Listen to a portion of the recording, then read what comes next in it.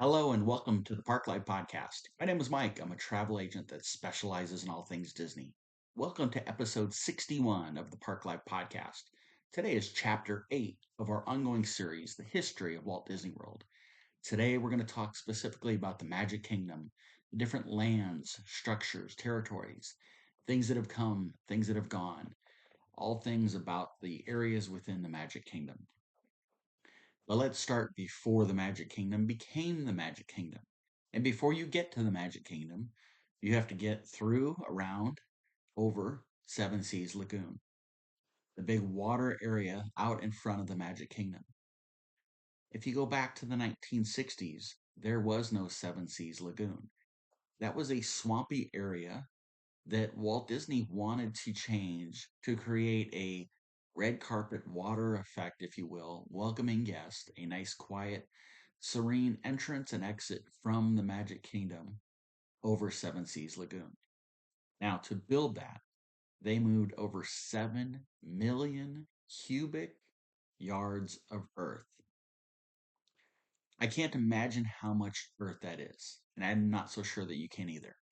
But maybe what I get into next will help illustrate just how much earth that actually is. This next tidbit is something that I think most of us know about, and that's these things called utilidors. They are tunnels, quote unquote, underneath the Magic Kingdom. And those tunnels were built to allow Disney employees, cast members, characters, what have you, to be able to transport themselves through the park without being seen by the guests. Allowed operations to move really behind the scenes, and those operations would include guests, things like deliveries, materials, food, merchandise, and sometimes even waste. But today, as we all stand on Main Street, USA, or in the circle in front of the castle, we assume that the utilidors, those tunnels, are underground. The reality is, those tunnels are on the first floor, quote unquote, of the Magic Kingdom. How is that possible, you ask? This is where 7 million cubic yards of earth come into play. The Magic Kingdom as we know it today and the level that it sits that we all walk on is really the second level of that territory from back in the 1960s when construction first started. They created those tunnels on the main level of the ground at that point in time.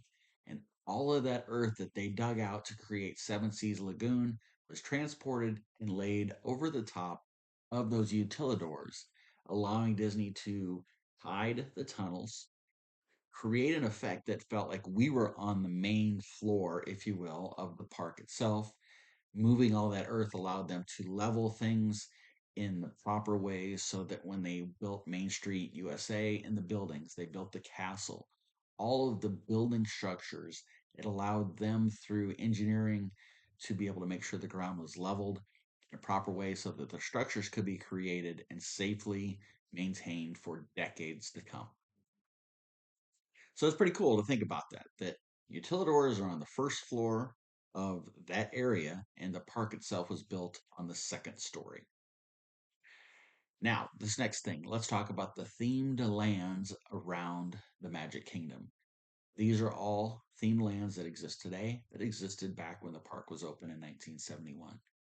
Main Street USA, which I've already mentioned, the walkway down from the entrance of the park to the castle, historic. I just completed a podcast episode, Chapter 7, about Main Street USA. If you haven't given it a listen, I'd encourage you to go check it out. Frontierland is another land in the Magic Kingdom, and I'm going to talk more about that one here in a little bit. Fantasyland is another one, and I'll also have a little bit more about that one pretty soon. Adventureland is the land immediately to the left after you get down Main Street USA. One of my favorite attractions, the Jungle Cruise, is in Adventureland. So I love that one. Always a go must do for me. Go down that Main Street passage and immediately go to the right, and you're going to run into Tomorrowland, another favorite area. One that probably gets hit more frequently at park opening than Adventureland does. And then, though, while Those five lands, Main Street, Frontierland, Fantasyland, Adventureland, Tomorrowland, those were all lands that existed in Disneyland when it was built in the 1950s, transported those to the Magic Kingdom and Walt Disney World in Florida. So it was a copy and paste, if you will, of the lands, with one exception. Walt Disney World Magic Kingdom in Florida has Liberty Square.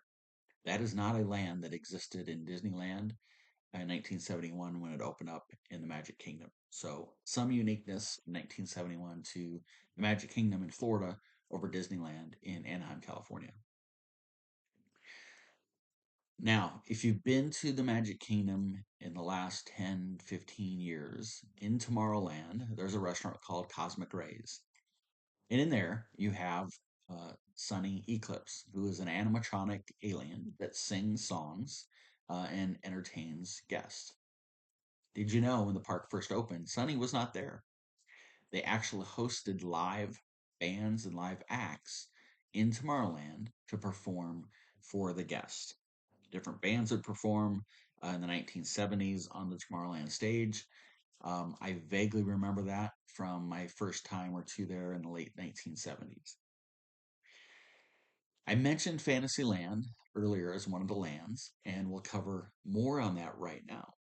As of 2025, Fantasyland has experienced the largest transformation of any of the lands in the Magic Kingdom since the park opened in 1971. In 2012, this was the big move for Fantasyland. That area itself had an expansion that was completed in 2012 that added 26 acres to Fantasyland. It essentially doubled the space of Fantasyland. Some of the new things that came with that expansion in 2012: Seven Dwarfs Mine Train, which today is still one of the most popular rides at the Magic Kingdom with one of the longest waits. Under the Sea with Ariel ride opened up as part of the 2012 expansion. Be Our Guest Restaurant and the Beast Castle were part of the 2012 expansion of Fantasyland. Princess Fairy Tale Hall was opened up in 2012 as a part of the Fantasyland expansion. Storybook Circus, which is in the back right part of Fantasyland, opened up as a part of the expansion. The Enchanted Forest was also a part of that expansion. And last but certainly not least, as a part of the expansion, the Dumbo ride moved from its original location from behind the castle over to the far right side of Fantasyland, right near the Fantasyland train station. And not only did it move, but it doubled in size. Instead of one Dumbo carousel, there are now two. They also added water features to the attraction and an interactive queue line for the kids to keep them entertained while they're waiting for their turn to ride on Dumbo. So that was, as of 2012, when it completed the largest expansion of any of the land in the Magic Kingdom, all the way up until present day in 2025. That is about to change. The newest and largest and most significant changes are happening now in Frontierland. So let's talk about those things. In 2024, Tiana's Bayou Adventure opened up. That was the original Splash Mountain ride that was rethemed. It opened in 2024. Also in 2024, they reimagined the Country Bear Jamboree to the Country Bear Musical Jamboree with new music and entertaining action from the characters inside the show. In 2025, the Shooting Arcade closed for good. That was an opening day attraction. Liberty Bell Riverboat and Tom Sawyer Island just recently closed in the summer of 2025 for future growth of Frontierland. That future growth includes two new lands to the Magic Kingdom. So we're going to go from the original five that were copied from Disneyland, plus the added Liberty Square, to now two new lands. The first one, Piston Peak, which is a Cars like land themed area that will have one or two rides, a couple shops. Beautiful, going to be a beautiful expansion to the park. I know it's sore subject for those that are traditionalists that enjoyed Tom Sawyer Island and or the Liberty Bell Riverboat, but expansion is all of what Walt was all about. The parks were never finished, they would always be progressing. The second new land coming to the Magic Kingdom, which will make lands 7 and 8 with Piston Peak, the future villains themed land, which I think most park enthusiasts are incredibly excited about. A lot of people for a long time have talked about the desire to have Disney add a fifth theme park to Walt Disney World and have it be villains themed. But we're not getting that, but we're going to get a villains themed land in the Magic Kingdom. That area is under construction now for a future opening date. Piston Peak and Villains Land will probably open sometime after 2027. Could be 28, could be 29. No completion dates are final at this point in time, but construction is well underway. Construction had started a few months ago behind the scenes that was really nice up in front in view of the guests. But now with the closure of Tom Sawyer Island and Liberty Bell Riverboat, that body of water, Rivers of America, has been drained completely, and the demolition and construction is well underway now for a future seventh and eighth land within the Magic Kingdom. So there's progress being made, but I thought it would be fun to reminisce about some of the things that have closed since 1971 when the park first opened. The first attraction was called If You Had Wings, was later rethemed Dream Flight. It is now permanently closed. The extraterrestrial alien counter in Tomorrowland was rethemed to Stitch's Great Escape. It has since permanently closed. The Timekeeper was an attraction in Tomorrowland. It is now closed. One of my fondest memories from a little kid in Fantasyland, which was closed as a part of the expansion in 2012, was 20,000 Leagues Under the Sea. It was a submarine ride that you got down into the submarine. Tight quarters, even as a child, I remember it being kind of small. But to this day, even though I know as an adult it's not the case, I swear to you, when you were a kid, you thought that the sea life you saw through the windows was real. The Skyway is another attraction that has since closed that, again, I remember from the 1970s. It was the original gondola system inside the Magic Kingdom that transported guests from Tomorrowland over by Carousel of Progress over to Fantasyland by I can't think of her name, Rapunzel's Tower, and the restrooms there. There were stations on either end for guests riding the Skyway. Flight to the Moon is a closed attraction at Magic Kingdom since opening in 1971. Snow White's Scary Adventure. I remember this as a kid, and I think it was a great ride, a great attraction, but I think its downfall was that it was a dark and scary ride. And I think the Walt Disney Company really decided they wanted all of Fantasyland to be enjoyable for children and not scare any of them. Toontown, this to me was one of the painful losses in Fantasyland as a part of the 2012 expansion. Remember Toontown like it was yesterday. You could walk through Mickey's house, Minnie's house. They had meet greets back there. It was such a wonderfully themed area, and I think to this day, most people really miss that and are sad that we lost that as a part of that expansion. I mentioned Tiana's Bayou Adventure opening in 2024 is the retheme of Splash Mountain. So Splash Mountain makes my list of attractions and rides that have closed at the Magic Kingdom over the years. Likewise, I mentioned Tom Sawyer Island and the Liberty Bell Riverboat. Both of those closed in 2025 to make way for the Piston Peak Cars themed land and the Villains Land expansions. Anybody remember the Mike Fink keel boats? I remember those as a kid, as well as the Plaza Swan boats. I remember those too as a kid. Attractions that are long since gone. This next one, boy, do I remember. I loved it. I'm sad that it's gone, but I understand why it's gone, and I'll explain that here in a second. Behind the castle today in a theater, you can see Mickey's PhilharMagic, which is a wonderful 3D show. that I adore. I love seeing little children grabbing for the objects in that 3D sense. I remember my youngest son, who's now a sophomore in college, sitting in my lap when he was 2 and grabbing for things, memories that I'll treasure forever. But back in the day, the Legend of the Lion King was a show that took place in that theater. Loved it. It was so engaging, so lifelike, so real, so magical. It closed, and I totally understand because now you have the Festival of the Lion King over at the Animal Kingdom Park, which to me is the best daytime show in all of Walt Disney World. Another ride in Fantasyland that closed that I think is a traditional love of a lot of people that were there in the parks back in the day, Mr. Toad's Wild Ride. Mission to Mars is an experience that has closed over the years at Magic Kingdom. And then lastly, Mickey's Mouse Review. Now, I'm sure there are other rides, shows, attractions. I know there are fireworks shows, there are parades in the past, both daytime and nighttime, that closed and were replaced with others. Um, I can talk about all of those. I'll just comment on one. Wishes to this day is my favorite fireworks show ever at the Magic Kingdom.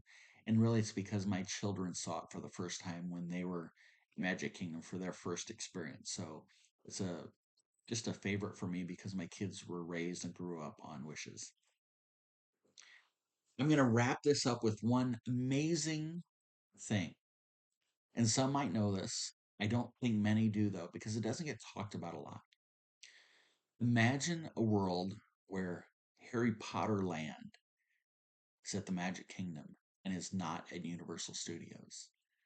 What would Universal Studios be today without Harry Potter? Well, that land is one that never came to fruition. Here's how close it was, though. In 2004, J.K. Rowling, the author of Harry Potter, signed a letter of intent with the Walt Disney Company to bring Harry Potter Land to the Magic Kingdom. Imagine that. Mind blowing. It didn't happen though because the Walt Disney Company pulled out of the deal. There were a couple of reasons behind that, but the main one that I'll call out is that Disney did not like the terms that were put in the agreement by Warner Brothers. So Disney decided to back out of the deal, and thus Disney World does not have Harry Potter Land. Universal Studios has grown to the now 3 park amusement mecca that it is today in Orlando. Pretty fascinating, though, to imagine what Disney World Magic Kingdom would be like with Harry Potter Land and what Universal would or wouldn't be today without it. Um, I think it's interesting to me personally if I think about it because I don't think Universal would be anything like it is today. Harry Potter and that new expansion, when that opened up, was such a huge lift for Universal. But oddly enough, I think the Magic Kingdom wouldn't be as special if that Harry Potter land existed. I just think about the massive crowds in the Wizarding World of Harry Potter at Universal and how crowded that area is and has been since opening. Part of me feels like it would take some of the magic away from the Magic Kingdom. So, me personally, I think I'm happy that it didn't happen. I'm sure many Harry Potter fans that are Disney fans feel differently, and I completely, totally understand that. I think I'm going to wrap up today with that because that's mind blowing in and of itself for you to think about.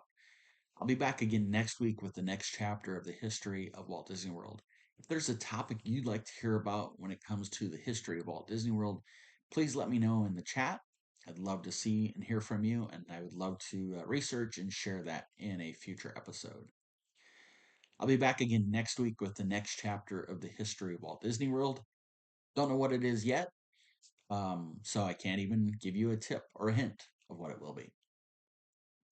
I drop these podcasts on Monday mornings at about 5 a.m. Eastern on the Park Life Podcast YouTube channel and the Park Life Podcast Spotify channel. You can hear me or see me on either. In addition, we do Park Life Live on Monday nights at 7:30 p.m. Eastern on the Park Life Podcast YouTube channel and on my TikTok channel, Mike_Disney Travel. Would love to have you join us there. You can also catch me on Instagram at Mike_Disney Travel, as well as on Facebook at Mike's Magical World Vacations. That's a wrap for today. Hope you have a great day. Remember, it's a great day to be alive. Go out and make the most of it. Goodbye, everybody.